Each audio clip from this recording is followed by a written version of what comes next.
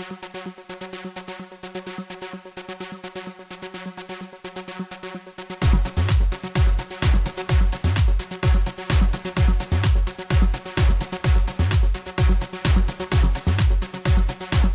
everyone, good day. I hope everyone is having a great day so far. My name is Ronny Gani. I am originated from Jakarta. I was born and raised. And I've been living in Singapore for the last 10 years, while I also work as professional animator, working on these projects. I'm very thankful and grateful to be involved in these projects that has been released worldwide and has been viewed by millions of audience around the world. So today I'm going to talk about being an animator and what is it that we pretty much do. So I'm pretty sure a lot of people have heard the term animator, and I think it's quite a, how to say, like a popular kind of term. But what most people don't realize is that animator is kind of similar like actors. We are responsible to bring life into the characters inside of a film. So the difference is that while actors act out the performance in front of the camera, while it's rolling and recording, we animators need to channel those performances through a medium. So as illustrated here, this medium is what we often call digital model, or we can say puppet, which basically is a mathematical calculation, computation done inside of a computer, of course. And it's just a virtual object. It has no life, it has no soul, and our main responsibility as animator is to breathe life into them so that we can make them appear to be alive. We also have to make sure that the performance that we are giving is suitable to the character. So for example, if we have a scene where a person accidentally bumped into his friend, his old close friend, on the street, the performance will be different if we have the person to be a more open and outgoing character rather than if the person is a more shy or close and yeah, a bit awkward kind of person. Maybe the open and outgoing person would be shouting his friend's name from across the street, like, "Hey Johnny, long time no see, man, how are you doing, blah, blah, blah," while getting attention from all people surrounding him, and which he doesn't care at all because that's how he is, and that's the performance that he's doing. But rather, if we're talking about like the other guy who is more shy and more close, he probably just gonna make eye contact from across the street and then just give a little head gesture, and that's already big enough for him to say hi, right? So yeah, those are the different type of performance that we have to think and decide and design of which is the most suitable to give to the characters. So aside from the performance, we also have to deal with the physicality of their motion. So as I mentioned earlier, that digital model is a non-living object. It won't move until someone is moving them, right? So it is our task to give such a movement that is believable, that is replicating life, so that the audience, when they saw it on the big screen, they become convinced that it is actually, these puppets is actually moving by their own will, not because of someone moving them from behind of a computer.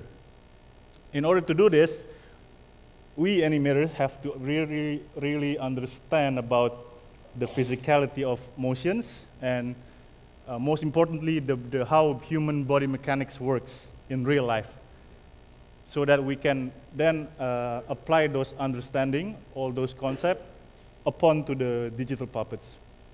So here's what we basically do. There's an image of 3 different persons here, which has each of them has different characters as well. We're going to start with the left one. So a guy with bigger mass, I say, with heavier weight. They tend to have like their center of mass of their body tend to be lower, which help them to appear like from the way they stand, it's more grounded. It's bringing all those body mass a bit lower and closer to the ground. And also, if you notice, this type of person also tend to make a wider stance, because the area of their body mass creates larger fall area. So that needs to be supported by both of their legs as a supportive structure. Imagine if with that wide area and he's standing like, the person is standing like more of a closed leg, every time he gets pushed, but just by a little, it will make him becoming really unbalanced and could like fall over. And then on the second example, the guy in the left, which is visually more, I'd say, athletic, it kind of tends to make their posture to be more heroic, as if like, if I mentioned earlier, this guy on the left has a lower body center of gravity. This guy, the athletic one, it tends to have like a higher one, that the center of their body mass is relatively higher, which around in his chest, which you can see makes his posture to be more like open-chested, and they tend to move like more upright and then leading with the chest kind of motion. So this kind of physicality is important if we talking about have to animate like either the character is a hero character, or is it just a normal people, or is it like a villain, or how to appear themselves through the motion to build those characters. And a pose, if we're talking about pose, body pose, it's not only about physical, like this guy, for example. From all the 3 guys, he's the one who visually the skinniest. But from the posture, he's the most heaviest, it seems.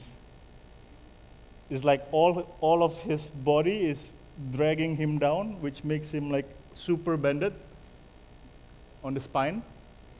This also reflects that a pose doesn't only determine the physicality, but also about the mental state or the emotional state or the psychological state of a person. So we can assume by visual, of course, we can't just randomly ask and the guy, are you okay? But we can see from the visual that maybe this guy is having a bad day or a rough day, which makes him kind of like a bit depressed or something, that makes his body during that time feels like much more heavier than how it is in normal situation. Also, we have to understand the balance concept that's happening within a motion. Like, for example, this guy, he's doing his spinning action, and all the time that he's spinning, in spinning movement, his point of balance is located at the point where he planted his hand. As soon as the frame stops, as soon as the rotation is no longer working, the guy will fall. So, yeah, there's a different concept of balance when a person is in motion compared to a person is standing still. Now, I'm trying to illustrate or do a demonstration, like how we have to really tackle or understand this concept of physicality. I'm going to explain what is happening, actually happening within a human walk. So, from a standing position, which is balance, I'm standing really in a really balanced pose here. My body weight drops along in between my both legs as my support. So from this pose, I will never be able to be move because I'm balanced. What I have to do is create a momentum. And creating momentum often, or not even often, always got to do and related to gravity. So just by leaning my body over here, this portion of my body now is being affected by the gravity, which is going to create a momentum that goes this way. And the more I push that way, it will create motion. Right? So a human walk, basically, in the simplest form, is a controlled fall. We, as we grow up as human beings, we get the more sense and understanding how we continuously falling ourselves and catching them so that we don't trip. So again, example from standing balance pose. I'm going to fall myself into the direction that I want to walk. Say if I want to walk backwards, I'm going to lean backwards, like so. And then I have to catch myself so that I don't fall. And if I want to go forward, I'm going to lean forward. And this going to keep going until I decide to stop. And what happened when I stop? I then throw my legs further away so that the momentum that goes that way is being against by the muscle of my legs. And that's what actually gonna make me stop. So yeah, it's a bit more complicated, and I wouldn't say boring. It's really interesting if we really getting into it, and we have to really master this thing in order to create a believable performance and animation. Now I'm going to show you a short animation clip that I did, which pretty much can summarize everything that I just explained.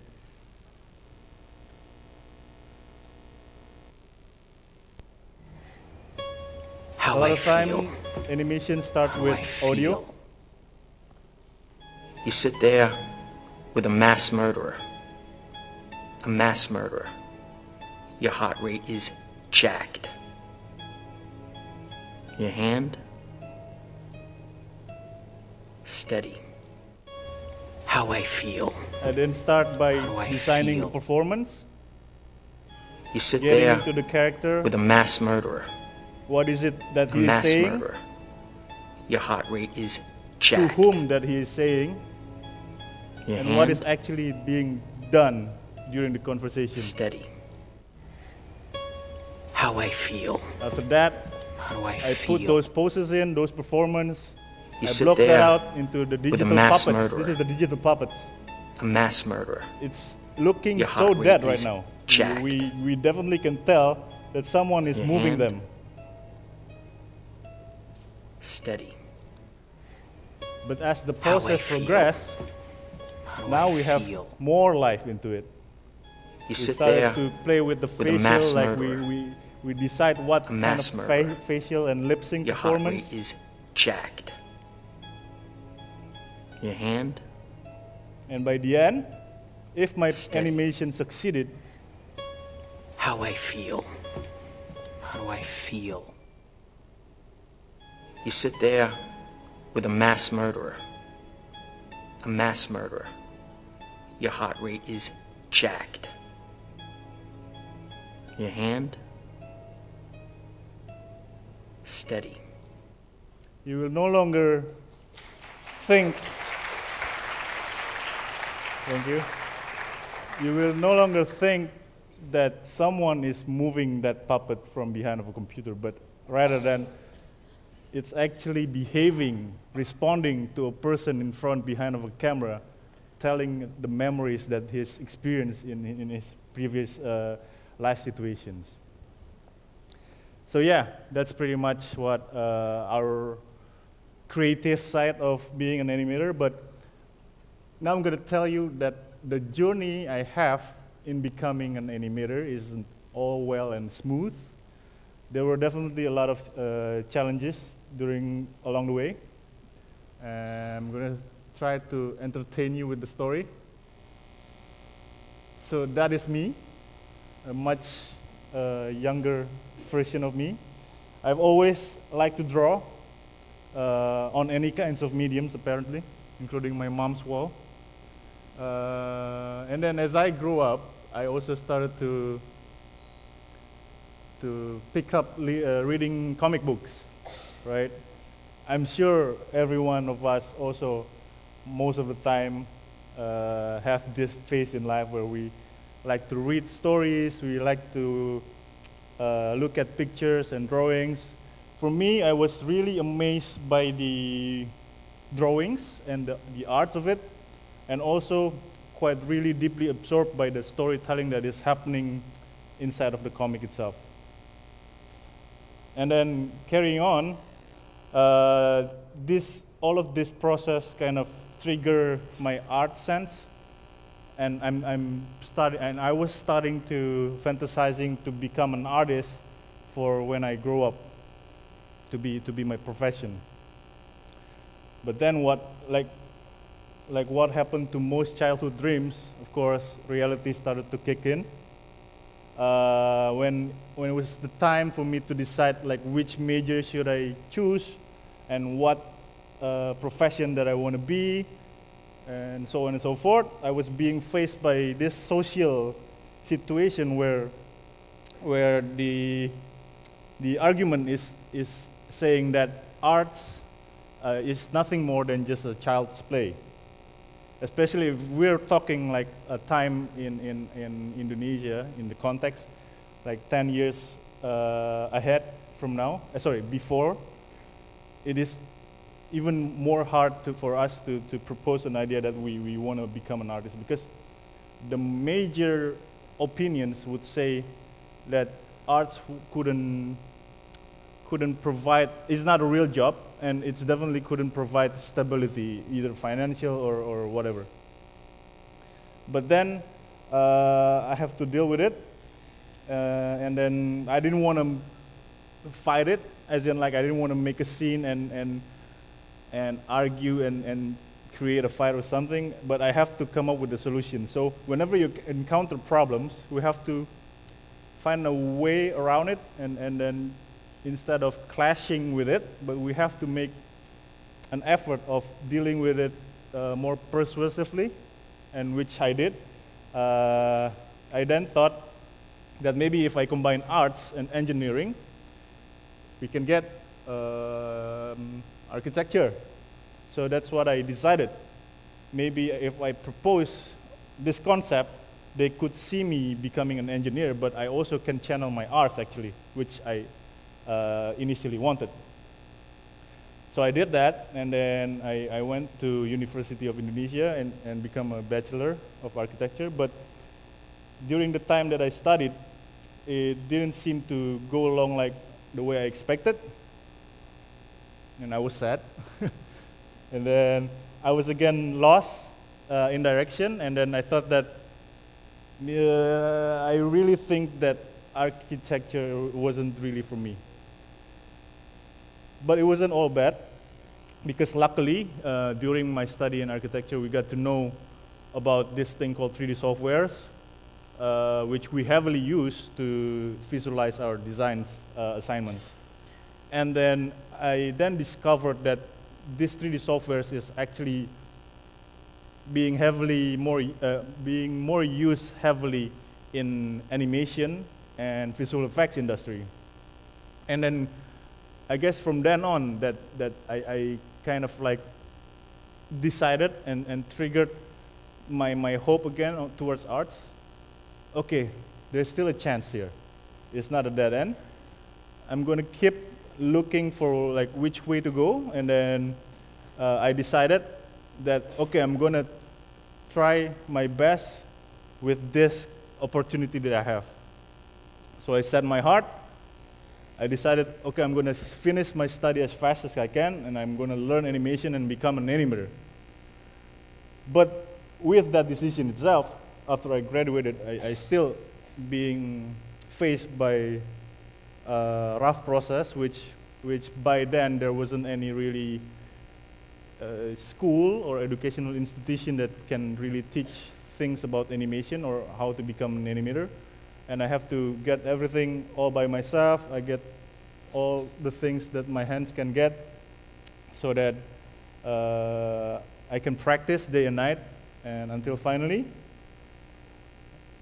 I finished my animation portfolio by then, and then I started just bracing myself, throwing those applications everywhere to all the animation studios that has openings, until one day I finally got my first job in becoming an animator to join an animation studio in Batam. And that was when my career as my journey as an animator started. Now I'm going to take us back to this image. This image really reminds me strongly about the struggle I have when I was studying it, when I was trying to make myself to become an animator.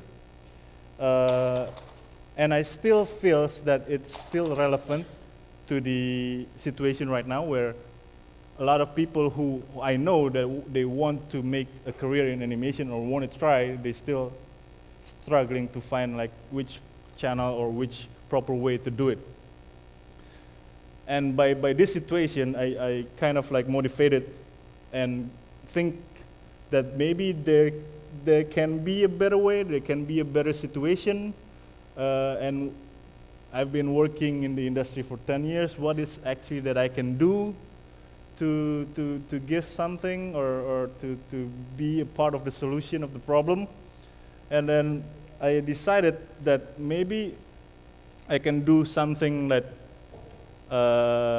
contributing to the local CG communities, or CG means computer graphic, or animation communities. I think it's time for me to give back what I've learned, what I've experienced to the community, so that I can at least help some people to start off their journey. Therefore, I initiated, that was me struggling every day and night. So in the year 2014, I initiated something that I called Bengkel Animasi, bengkelanimasi.com. It's an online course, animation course, workshop thing that I intended for Indonesian participant who wants to study animation and really make it a career out of that. So here's a little preview of how we do our things. We do everything online, so the teachers can be elsewhere and the students can be anywhere. Especially with this time of age, all technology and internet really support us to be able to do so. Dia bakal tak, terus dia langsung tak, jadi benar-benar. So this is me teaching like the class of consisting with 5 students. Dia bakal overshoot sedikit. So I started by giving them explanation of the theory of the concept, and then we continued on giving them assignments and exercises, which actually a simulation so that they can practice and apply all that knowledge into the art or the work.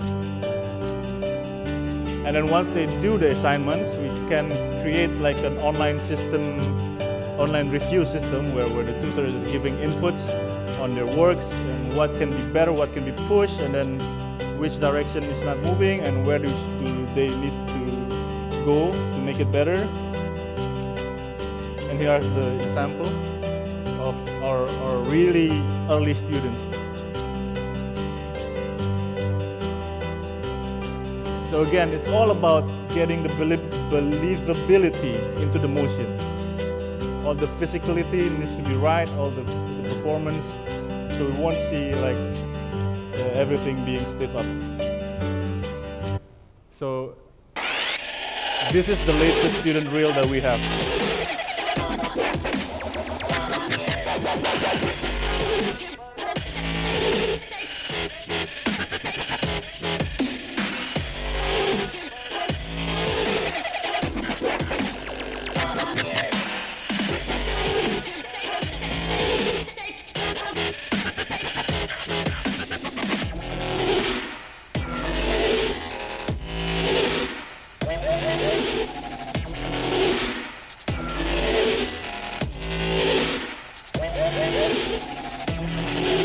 these are all the works of students who participated in our online courses.